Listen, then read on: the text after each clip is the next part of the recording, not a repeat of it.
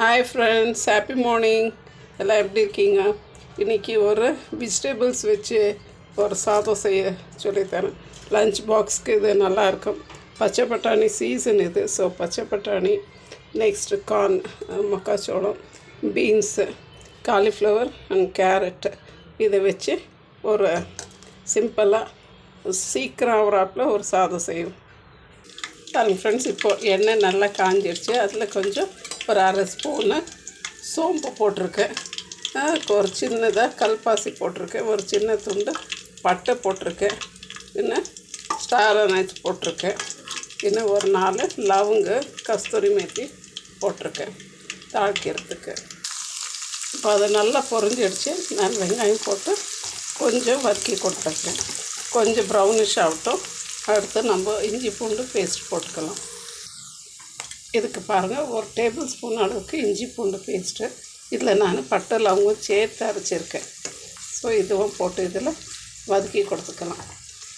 பின்ன பார்த்திங்கன்னா ஒரு 4 பச்சை மிளகாவும், தக்காளி, கொஞ்சம் மல்லி செடியும் சேர்த்து அரைச்சி வச்சுருக்கேன். அதையும் இதோடு சேர்த்துக்கிடலாம்.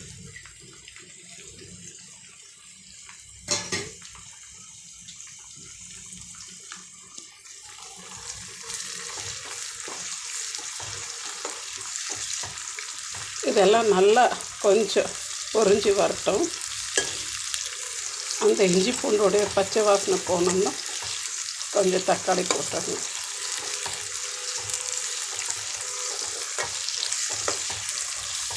இது லஞ்ச் பாக்ஸுக்கு சூப்பராக இருக்கும். பாருங்க ஃப்ரெண்ட்ஸ், இப்போ தக்காளி போட்டுடுறேன்.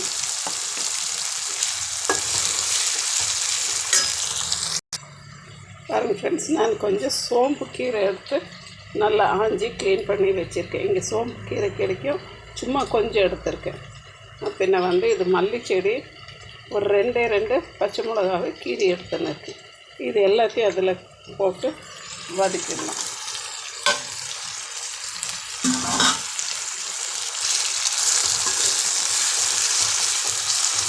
இங்கே யாருன்னா கெஸ்ட்டு வந்தாச்சுன்னாக்கா இது செஞ்சு கொடுக்கறதுக்கு ரொம்ப அருமையாக இருக்கும். நம்மளும் ஈஸியாகவும் வேலையும் ஈஸியாக இருக்கும். எல்லா காயும் நீங்கள் ஃபஸ்ட்டு டேவே கட் பண்ணி வச்சுக்கிங்கனாக்கா இது ஈஸியாக செஞ்சிடலாம். ரொம்ப ரொம்ப ரிச்சாகவும் இருக்கும், டேஸ்டியாகவும் இருக்கும், ஹெல்த்துக்கும் ரொம்ப நல்லது. இப்போ நம்ம எல்லா காயும் போட்டுறோம்.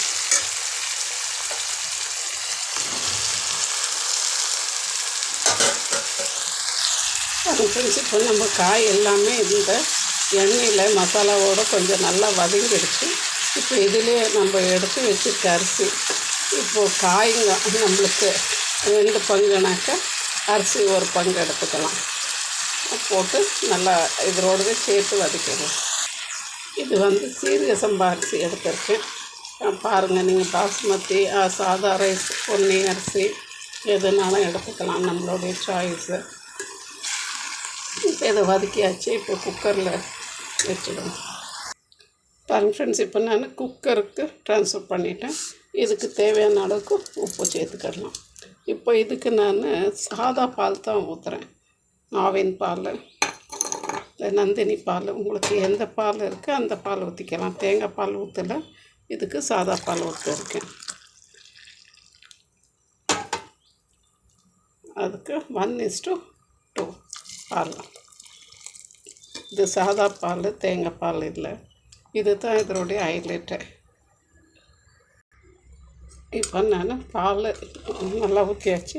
பாருங்கள், மேலேருந்து கரண்டி போடாமல் இப்படி சைட்லேருந்து எடுத்தோம்னாக்கா அந்த அரிசி ஒடியாமல் வரும். இந்த பால் சாதம் சூப்பராக இருக்கும். பால் ஊற்றி செய்கிற சாதம் சூப்பராக இருக்கும். இது all to all channel friends. Please share பண்ணுங்கள், லைக் பண்ணுங்கள், சப்ஸ்கிரைப் பண்ணுங்கள். இப்போ இது நம்மளது சாதம் ரெடி ஆகிடுச்சு. இப்போது ஒரு விசில் விட்டு எடுத்துடலாம். பாருங்கள் ஃப்ரெண்ட்ஸ், நம்மளுடைய சாதம் அருமையாக ரெடி ஆகிடுச்சு. இப்போ ஒரு பாதி எலுமிச்சங்க புழிஞ்சிட்டு எடுத்துடலாம். வாங்க இப்போ எப்படி. பாருங்கள் ஃப்ரெண்ட்ஸ், நம்மளுடைய வெஜிடபிள் பலாவ் ரெடி ஆகிடுச்சு. ப்ளஸ் நான் இதற்கு கூட கொஞ்சம் மட்டன் கிரேவி வச்சுருக்கேன். இன்றைக்கி எங்களுக்கு ஒரு கெஸ்ட் வராங்க. ஸோ ஒரு மட்டன் கிரேவி ப்ளஸ் வெள்ளரிக்காய், இது பப்பாயா பப்பாயாவுக்கும் கொஞ்சம் நம்ம சால்ட்டும் மிளகுத்தூள் இல்லைனாக்கா மிளகாத்தூள் போட்டு சர்வ் பண்ணலாம், இல்லை சாட் மசாலாவும் போட்டு சர்வ் பண்ணுவோம். தேங்க்யூ ஃப்ரெண்ட்ஸ், தேங்க்யூ ஃபார் வாட்சிங். இது all to all channel. Please share பண்ணுங்கள், லைக் பண்ணுங்கள், சப்ஸ்கிரைப் பண்ணுங்கள். Thank you once again.